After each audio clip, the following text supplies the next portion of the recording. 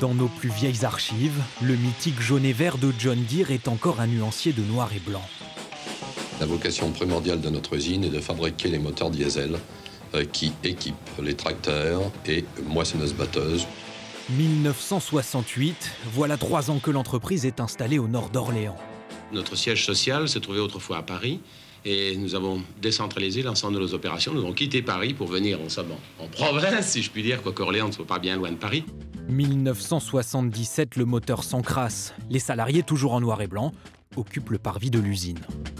Le personnel des ateliers John Deere à Saran est en grève. Selon les syndicats CGT et CFDT, cela représente 95% de l'ensemble du personnel. Avec plusieurs revendications, une augmentation généralisée des salaires et l'instauration d'un véritable 13e mois. Sur les écrans, la couleur arrive, mais le début des années 80 est difficile.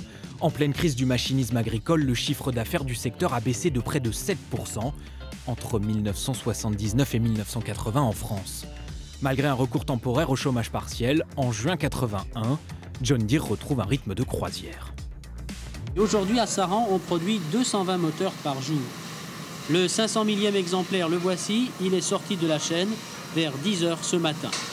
1987, les agriculteurs encaissent une baisse continue des revenus agricoles et la crise se répercute forcément sur le secteur du machinisme. À Saran, le couperet tombe, John Deere doit licencier. Sur son effectif total de 928 personnes, 160 emplois seront supprimés le mois prochain, provoquant 135 licenciements secs. Malheureusement, le niveau d'activité aujourd'hui est tel qu'on ne peut pas s'empêcher de se séparer du personnel excédentaire. De difficultés en succès, John Deere traverse les décennies. En 2009, l'entreprise mise sur l'innovation. 17 millions d'euros sont investis dans l'usine de Saran pour mettre au point des moteurs à faible émission. Mais en 2015, le soufflet retombe, moins 25% d'immatriculation de tracteurs en France.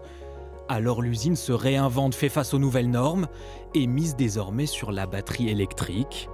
Depuis 10 ans, le site loiretain a embauché plus de 300 salariés.